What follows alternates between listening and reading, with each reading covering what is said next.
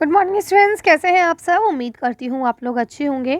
बच्चों, जो बच्चे 10th और 12th क्लास में हैं, है ना, जैसा कि आप सबको पता है कि आप लोग के स्कूल्स खुल चुके हैं और अब पॉसिबिलिटी है एग्ज़ाम की। तो ये तो कंफर्म है कि 9 to 12 स्टूडेंट्स के एग्ज़ाम्स होंगे और ऑफलाइन मोड में होंगे, है ना। यानी कि क्लास में जाके बाकायदा तौर पर आपको अपने एग्ज़ाम्स देने होंगे, ठीक है। तो क्योंकि अब आपके एग्ज़ाम्स होने हैं तो सीबीएसई ने अपनी ऑफिशियल वेबसाइट जो है, उनकी ऑफिशियल वेबसाइट है, उसके ऊपर सैम्पल क्वेश्चन पेपर शेयर कर दिए हैं, ठीक है। साथ में मार्किंग स्कीम भी शेयर करी है, यानी जिसमें आंसर्स होते हैं कि किस तरह से आपको मार्क्स दिए जाएंगे, आपको कितना और कैसे आंसर लिखना है ना। तो आज जो हम वीडियो बनाने जा रहे हैं, इसमें सबसे पहले हम लोग क्वेश्चन पेपर को डिस्कस करेंगे क्लास 10th का, ठीक है। क्लास 10th के क्वेश्चन पेपर को हम डिस्कस करेंगे उर्दू के कोर्स बी, जिसका कोड 303 है। सबसे इम्पॉर्टेंट बात, आपको टाइम जो है वो 3 घंटे ना दे के 2 घंटे दिया जा रहा है, 120 मिनट्स हैं, और पेपर जो है वो 40 मार्क्स का होगा, ठीक है। ये देखिए यहाँ लिखा हुआ है सेकेंड टर्म एग्ज़ाम, तो इस तरह का ही आपका पेपर होगा। तो वीडियो शुरू करने से पहले मैं आप लोगों को बता दूं कि ये सारी पीडीएफ्स हैं या फिर जो इसकी ऑफिशियल वेबसाइट का लिंक है कि कहाँ से मैंने डाउनलोड करें, ये सब आपको टेलीग्राम पे मिल जाएंगे। तो आप लोग टेलीग्राम चैनल को ज्वाइन कर लें, लिंक डिस्क्रिप्शन में है, और वहाँ से ये सारी चीज़ें आपको मिल जाएंगी, पीडीएफ भी मिल जाएगी और इसका जो वेबसाइट है वो भी मैं आपके साथ शेयर कर दूंगी। चलिए तो शुरू करते हैं। साथ ही साथ मैं उर्दू के साथ सारे सब्जेक्ट्स जो भी 10th क्लास में होते हैं, हिंदी, इंग्लिश, मैथ्स, सबके, साइंस, एसएसटी, सबके सैम्पल पेपर बनाऊंगी, ठीक है। तो अगर आपको वीडियो पसंद आए तो लाइक और शेयर करें, चैनल को सब्सक्राइब कर दें और अपने फ्रेंड्स के साथ शेयर करें ताकि वो भी समझ पाएँ कि इस बार पैटर्न कैसा रहने वाला है एग्जाम्स का, ठीक है। तो देखिए ये उर्दू की है, कोर्स 303 है, जो जनरली आप लोग पढ़ते हैं, ठीक है। यहाँ देखिए हिदायत में आपको दिया गया है, मंदरजा झेल सवालात के जवाब हर हिस्से में मौजूद हिदायत के मुताबिक तहरीर कीजिए। जैसे ही आपको हिदायत दी जाए, जैसा आपको इंस्ट्रक्शन दिया जाए, उसी के हिसाब से ही आपको जवाब देने हैं। ये हिस्सा अलिफ है, यानी कि पार्ट ए, 10 मार्क्स का है ये, ठीक है। इसमें पहला क्वेश्चन आपको दिया गया है, मंदरजा झेल गैर दरसी इख्तिबासात में से किसी एक का इंतखाब कीजिए और उसमें मौजूद सवालों के जवाब लिखिए, ठीक है। तो यहाँ देखिए आपको अलिफ और दूसरा यहाँ नीचे अगर आप आएंगे तो ये बे, है ना। एक आपको नसरी, दूसरा आपको शेरी, 2 इख्तिबास आपको दिए गए हैं। देखिए ये आपका किसका है, ये नसरी इख्तिबास है ना, और ये वाला आपका शेरी इख्तिबास है।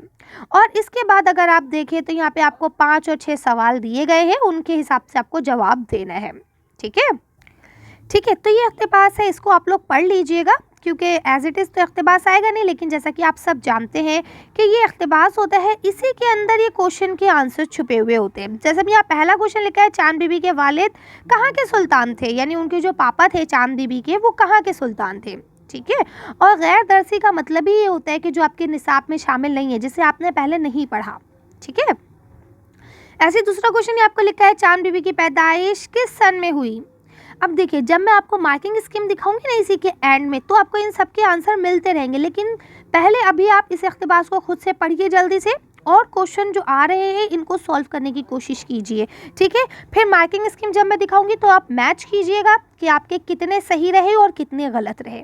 उसका बेटा देखिए मुझे कराना है, मैं 1 सेकंड में करा सकती हूँ ये सारे आपको सवाल जवाब, है ना, लेकिन इसका पर्पज़ ये है क्योंकि सैम्पल पेपर है।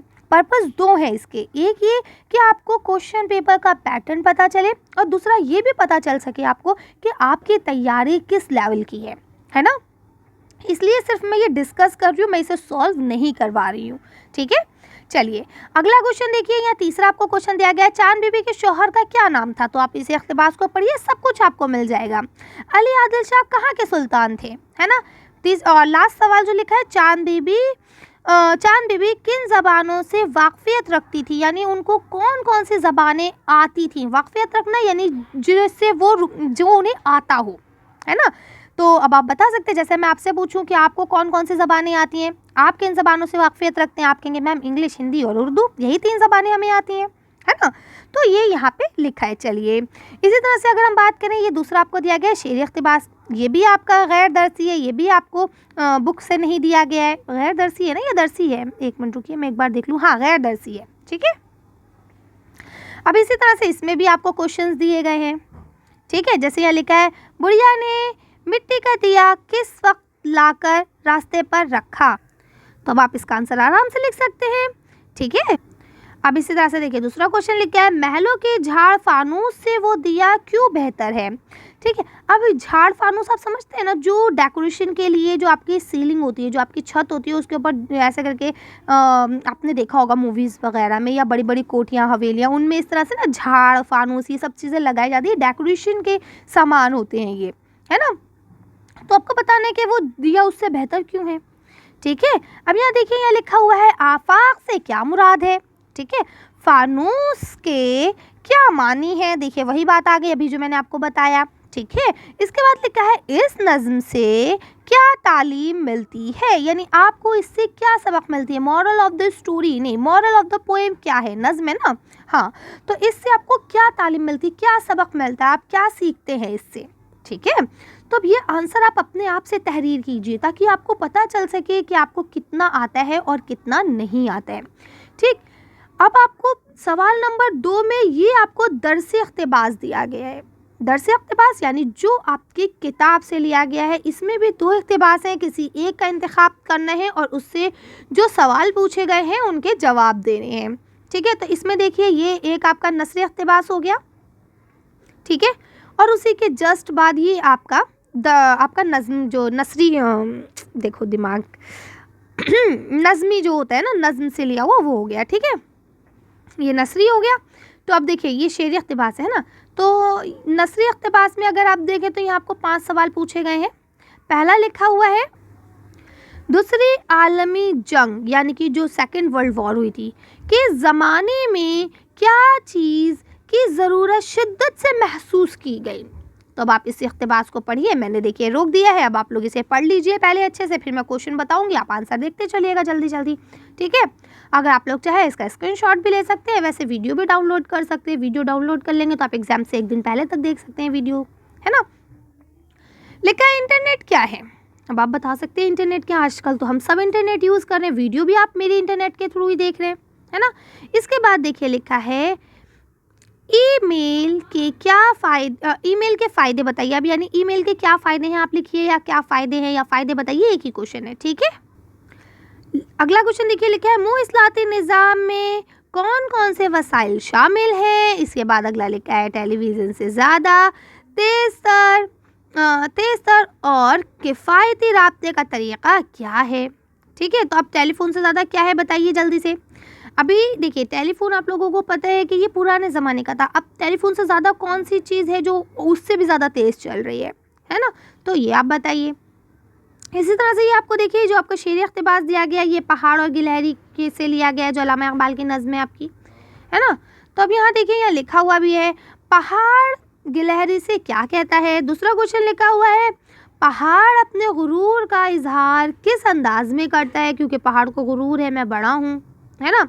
इसके बाद देखिए यहाँ लिखा हुआ है पहाड़ अपने आप पर गुरूर क्यों करता है? अच्छा, अब गुरूर की वजह क्या है, क्यों वो गुरूर कर रहा है अपने ऊपर। इसके बाद लिखा है पानी में जाकर डूब मरने के क्या माने हैं? तो आपको पता है क्या माने होते हैं पानी में जाकर डूब मरना? कोई चीज़ बहुत ज़्यादा शर्म की हो, है ना, उसके लिए कहा जाता है कि तुम जाके पानी में डूब मरो, इतनी सी चीज़ तुम्हें नहीं मालूम। ये तो हम आम ज़बान में आम दिनों में ये सब चीज़ें इस्तेमाल करते हैं, है ना। आगे देखिए क्वेश्चन लिखा है पहाड़ गिलहरी से डूब मरने को क्यों कहता है?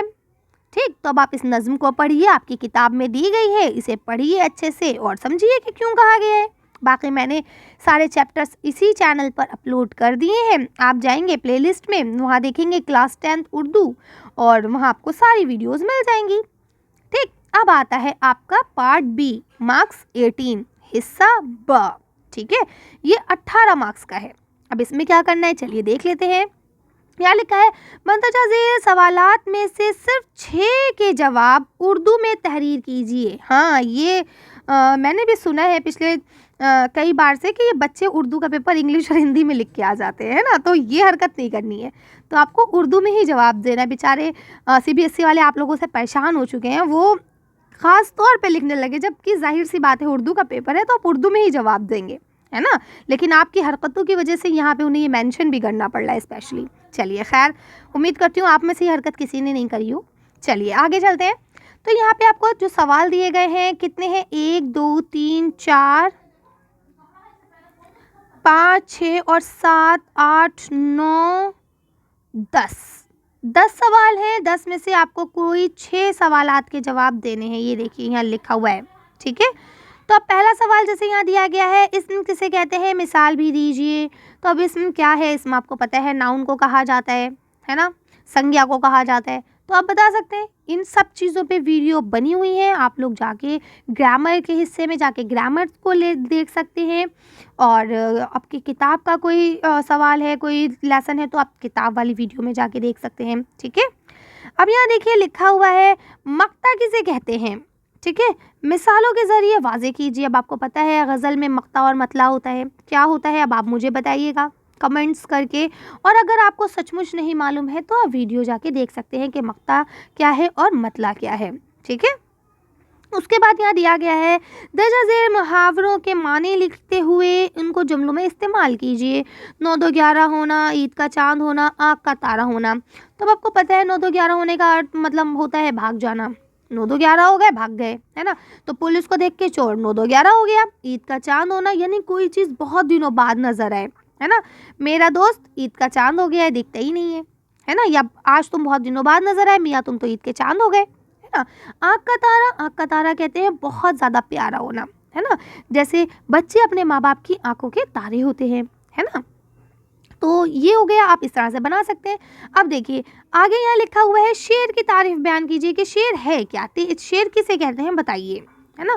तो आपको पता है शेर 2 मिसरों का होता है, उसमें रदीफ और काफिये की पाबंदी होती है, वज़न की पाबंदी होती है ना। तो ये चीज़ें आप आराम से लिख सकते हैं, कोई प्रॉब्लम नहीं है।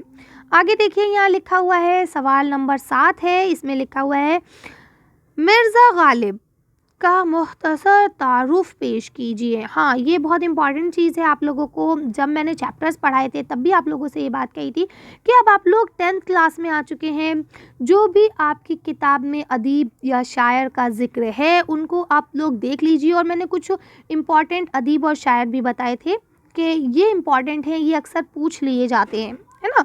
तो उसमें मिर्ज़ा गालिब, इकबाल, ये इम्पॉर्टेंट है, ये अक्सर पूछ लिए जाते हैं, ठीक है। तो आप इस पॉइंट ऑफ व्यू से भी एक क्वेश्चन तैयार कर लेंगे कि जो आपके शायर या अदीब आपकी बुक्स में दिए गए हैं वो कब पैदा हुए, कहाँ पैदा हुए, है ना। उर्दू में कौन कौन सी खदमात अंजाम दी, क्यों वो इतने फेमस हैं, क्यों आज वो हमारी किताब में शामिल हैं, ठीक है। तो ये सब चीज़ें आप डिस्कस कर सकते हैं उस पर, ठीक। अब अगर हम आगे बात करें तो सवाल नंबर 8 जो आपको दिया गया, इकबाल की नज़्म पहाड़ और गिलहरी से हमें क्या नसीहत मिलती है। तो हमें पता है गुरूर नहीं करना चाहिए। अल्लाह पाक ने कभी किसी का गुरूर नहीं रखा, चाहे वो कितना ही बड़ा फरिश्ता, जो हम कहते हैं कि शैतान जो था, जिन्नात जो था, जिसे अल्लाह पाक ने जिन्नात से उठा के फरिश्तों की कैटेगरी में डाल दिया था, लेकिन जब उसने गुरूर करा अल्लाह पाक ने उसका गुरूर नहीं रखा, है ना। तो यही चीज़ है, हमें गुरूर नहीं करना चाहिए, किसी को हकीर नहीं समझना चाहिए, है ना। ये नहीं सोचना चाहिए कि हम बहुत पावरफुल हैं और हम किसी को अपने आगे कुचल सकते हैं, दबा सकते हैं, मार सकते हैं एंड ऑल, ये सब नहीं करना चाहिए, है ना। चलिए आगे चलते हैं। तो अब आपको पता है इसमें से आपको करने हैं सिर्फ 6 सवाल, लेकिन अभी क्योंकि आप प्रैक्टिस कर रहे हैं तो आपको सारे सवाल के जवाब देने हैं ताकि आपको पता चल सके कि आप कितने पानी में हैं। ओके, पानी का मतलब ये नहीं है कि आप टब के अंदर बैठ जाएं, पानी का मतलब कि आपके अंदर कितनी नॉलेज है, ठीक है। चलिए आगे चलते हैं। देखिए यहाँ पे आपको जो सवाल नंबर 9 दिया गया है, इसमें लिखा हुआ है मदरजा ज़ेर अल्फाज के क्या करना है, जमा बनाने हैं। जमा बनाने यानी कि प्लूरल करने हैं। सिंगुलर वर्ड्स यहाँ आपको दिए गए, इनके क्या करने हैं, प्लूरल करने हैं। फलक, फलक माने आसमान, आसमान का क्या हो जाएगा, फिक्र, फिक्र का क्या होगा और जिक्र का क्या होगा, ठीक है। चलिए तो आगे पढ़ते हैं। कोई कन्फ्यूजन हो तो आप अपने टीचर्स से पूछ सकते हैं, बहुत अच्छी बात है, वो आपकी जो कन्फ्यूजन है वो बहुत अच्छे से क्लियर करेंगे। लेकिन अगर आपको लगता है कि नहीं हो पा रहा है प्रॉब्लम सॉल्व तो आप मुझे कमेंट्स भी कर सकते हैं, मैं भी पूरी कोशिश करूँगी आपके कमेंट्स के जवाब देने की, ठीक है। आगे चलते हैं। यहाँ लिखा है रतन सिंह का तारुफ कराते हुए उनकी मशहूर तसानीफ़ का जिक्र कीजिए।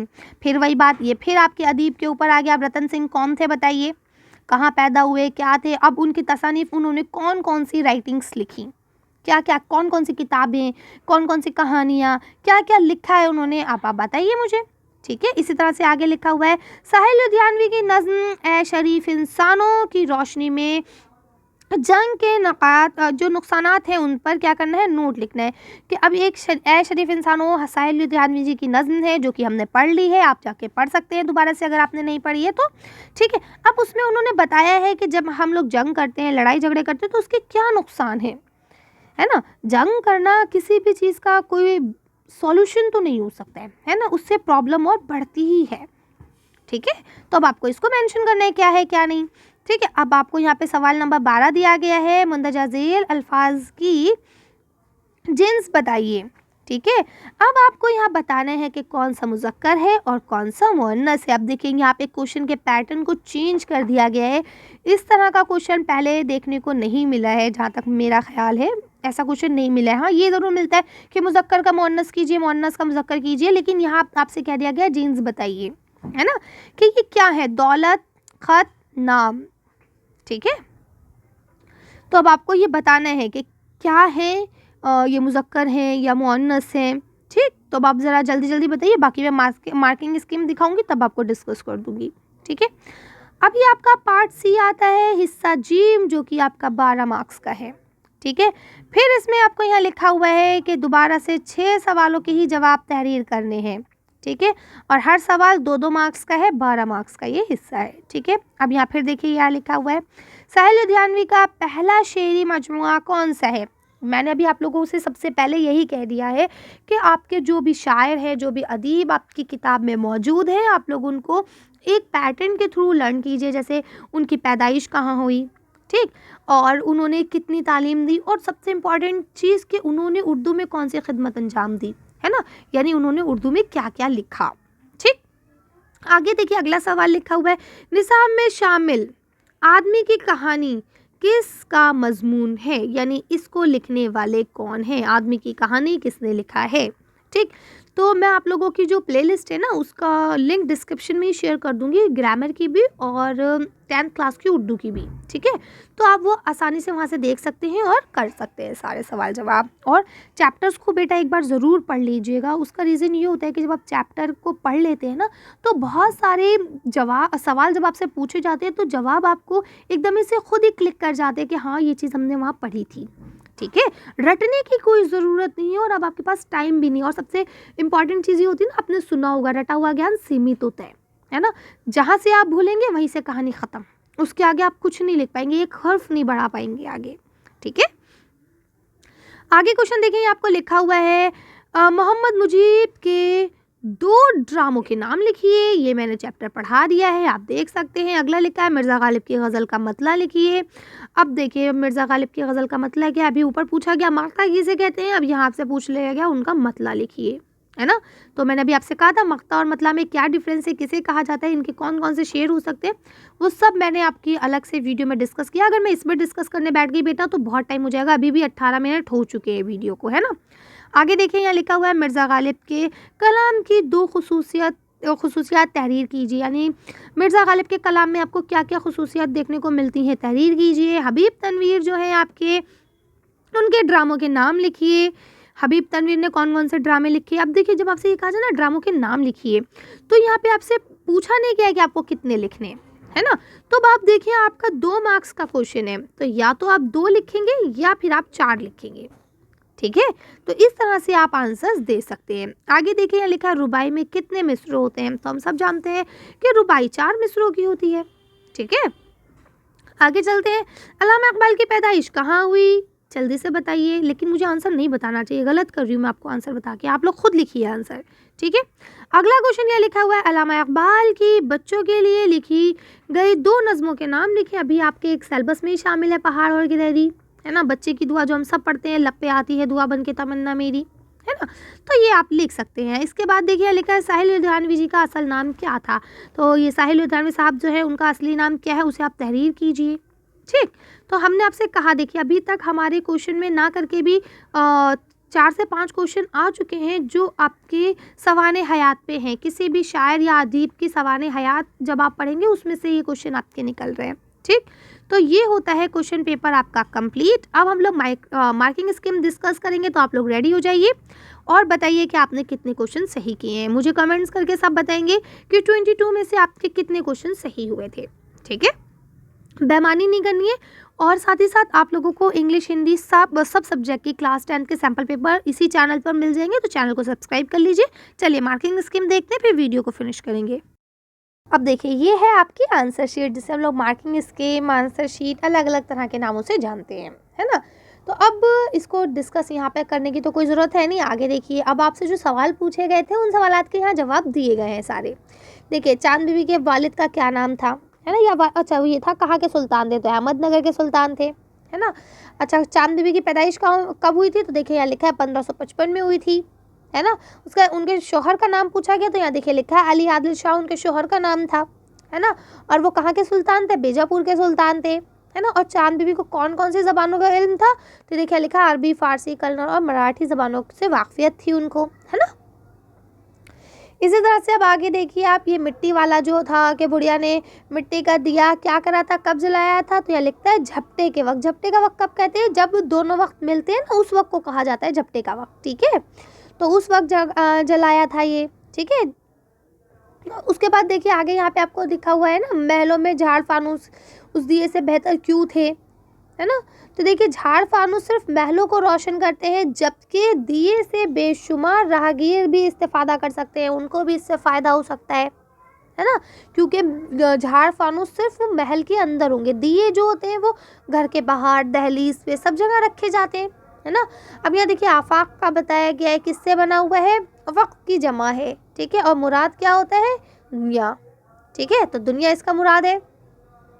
आगे चलिए, यहाँ देखिए फानूस जो है उसके क्या मायने हैं, तो यहाँ देखिए यहाँ लिखा हुआ है कि एक किस्म का कंदील या शमादान जो कि आपके महलों वगैरह में होते हैं। झाड़ फानूस मैंने अभी आपको बताया था कि वो इस तरह से लगे हुए होते हैं। इसमें पहले ज़माने में तो इनके अंदर कैंडल्स वगैरह रखी जाती थी, अब इसमें लाइट्स लगी हुई आती हैं, है ना।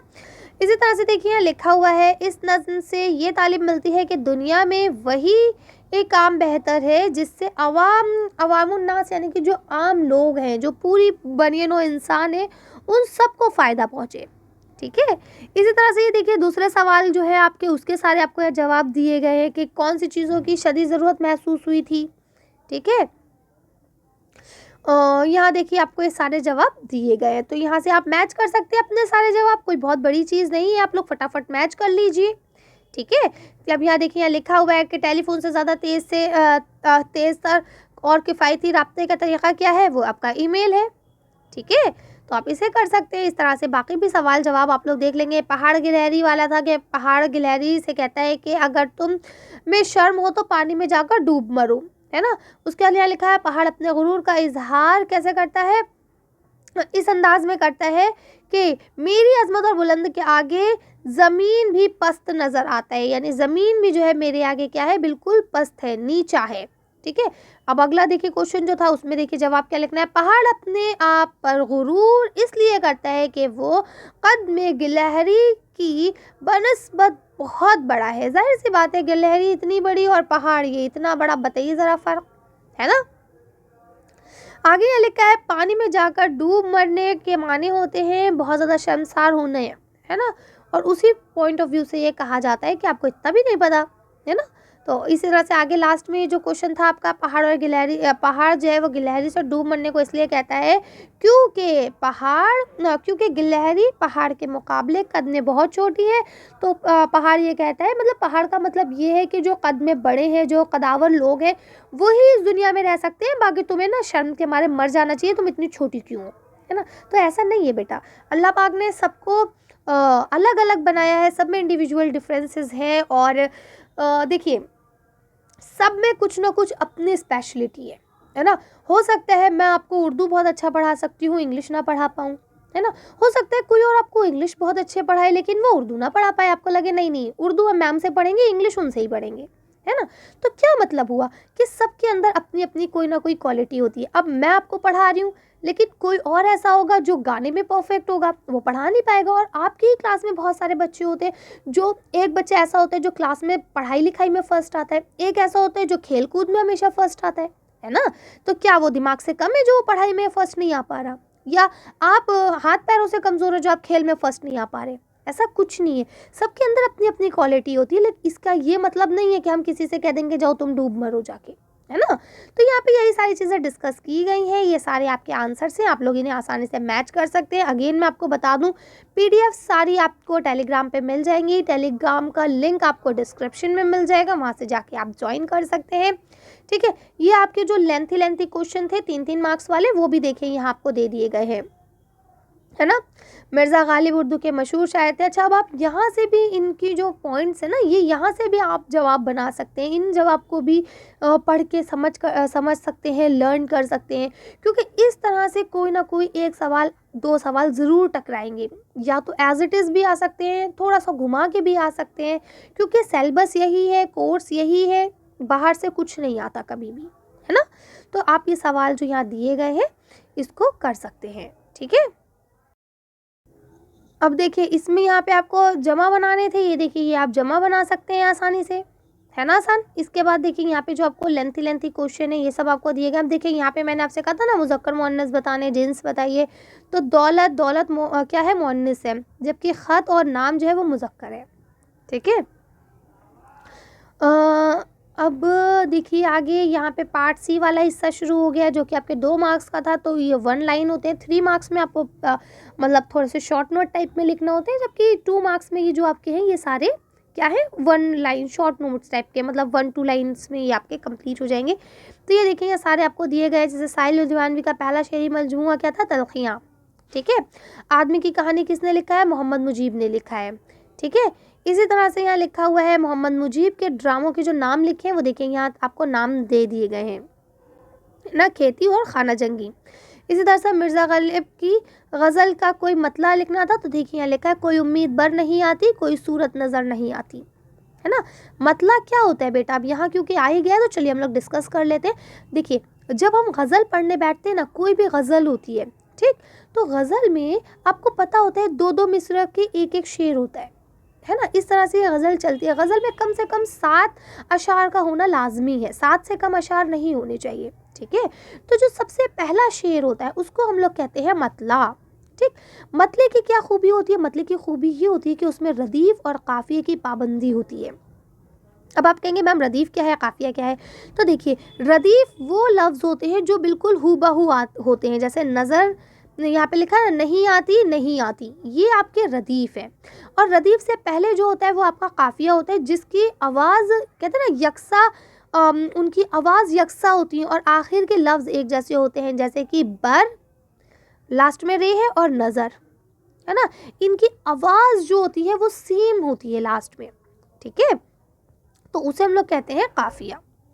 तो इसमें रदीफ़ और काफ़िया की पाबंदी होती है। और जो आखिर का शेर होता है जिसमें शायर अपना तखल्लुस इस्तेमाल करता है उसको हम कहते हैं मक्ता। ठीक है, कि जैसे वो है ना, काबा किस मुंह से जाओगे गालिब, शर्म तुमको मगर नहीं आती।